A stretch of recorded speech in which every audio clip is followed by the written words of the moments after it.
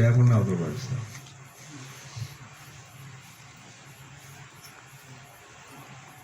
చూడండి, మన విశ్వాసులు కానీ మన ఊర్లో కానీ బంధువులు కానీ ఎవరికైనా యాక్సిడెంట్ అయిందంటే ఎంతమంది పరిగెత్తుతాం, ఎంతమంది ప్రార్థన చేస్తాం, ఎంతమంది ఉపవాస ప్రార్థన పెడతారు అంశాన్ని.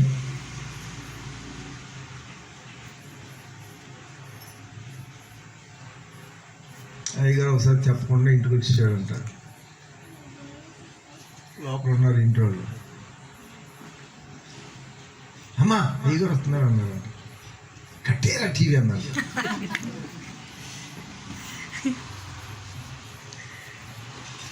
అయ్యగారు వస్తేనే ఉంటాడు, లేదా రాడు కదా. రాబోతే లేడు కదా. యేసులో కూడా అంతేనా? అంతేనా? చూడండి,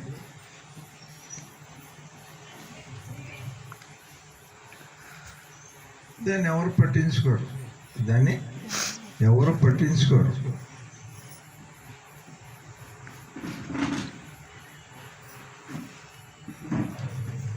స్కూటర్ యాక్సిడెంట్ అయ్యి తలకి దెబ్బ తగిలి, హెల్మెట్ లేకుండా తలకి దెబ్బ తగిలితే డాక్టర్ దగ్గర తీసుకెళ్తే ఏమైనా వాంతి అయిందా? ఇది వాంతి అయిందా? ఏమైనా రక్తం కనపడిందా? స్కానింగ్ తీయాలి. ఇంకోటి ఏంటి? ఎక్స్రే తీస్తారు. ఎంఆర్ఐ స్కాన్ ఏదండి. అరే మంచి బలమైన మనిషి నడుస్తూ అలా కింద పడిపోయాడు. గబగబా హాస్పిటల్ తీసుకెళ్ళాడు. కాలు పని చేయట్లా, చెయ్య పని చేయట్లా, నోరు పని చేయట్లా. అప్పుడు డాక్టరు స్కానింగ్ తీసి చెప్పారు, మీ నాయనక మెదడులో రక్తం కొంచెం క్లాట్ అయింది, కొంచెం గడ్డ కట్టింది అన్నారు. మనిషికి 5 లీటర్లు 6 లీటర్లు ఉంటుంది కదా రక్తం.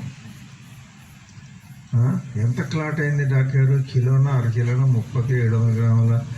ఎన్ని గ్రాములు క్లాట్ అయిందండి, గడ్డ కట్టిందండి?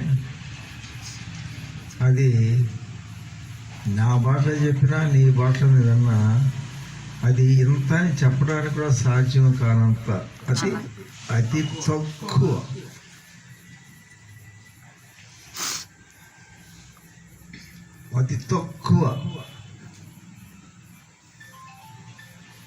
పొడదేమో తాటేకిళ్ళు ఉండే, ఆ తాటేకిళ్ళు 2 సంవత్సరాలు అయిందని కప్పి 3 సంవత్సరాలు అయిందనుకోండి,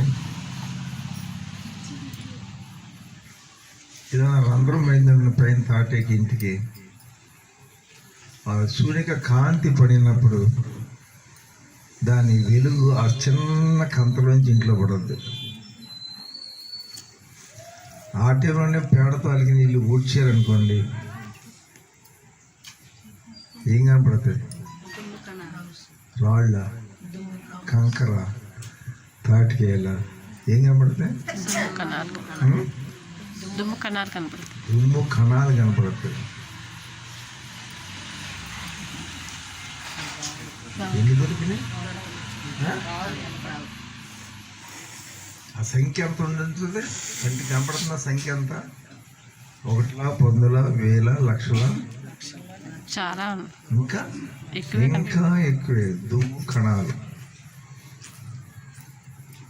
ఆ పైన వెలుగు, తాటి అచుకు ఆ ఇంటి కప్పులోంచి లోనకు రాకపోతే, ఆ టయానికి ఇల్లు ఊరకపోతే ఏం కనపడుతున్నా? అక్కడ ఇల్లు బలి సర్దుకున్నారమ్మా, శుభ్రంగా ఉందామా? అలాగే దావీదు అంటాడు, దేవా నీ ముఖ కాంతిలో మామూలుగా కనపడంది కూడా నాకు కనబడుతుంది. ఏం పడినప్పుడు?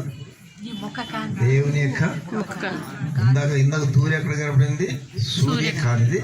సూర్యకాంతిలో కంటికి మామూలు సూర్యకాంతి పడకపోతే ఎలా ఉంది ఇల్లు? శుభ్రంగా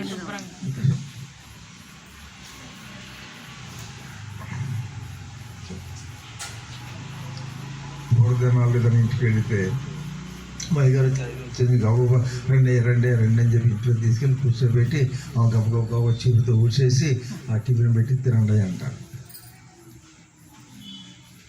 చూపించి టిఫిన్ అంగ చోట్ల ఇది అంత చదువుతున్నా నేనాక ఆ సూర్యకాంతిలో కనబడుతున్నట్టు ధూళి కన్నా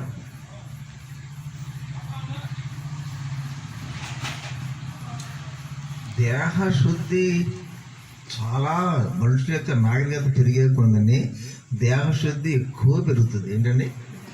దేహశుద్ధి ఎక్కువ పెరుగుతుంది. అతి ఎక్కువ దేహశుద్ధిగా ఉన్నటువంటి వారు మామూలు మనుషులను చూస్తే ఎలా అబ్బో అబ్బో అబ్బో అబ్బో అబ్బో అబ్బో అబ్బో మంచిలు తాగుతారమ్మా, వదిలే మమ్మీ ఇంత మంచిలో అవుతుంది అన్నావు కదా, వదిలే మీరా.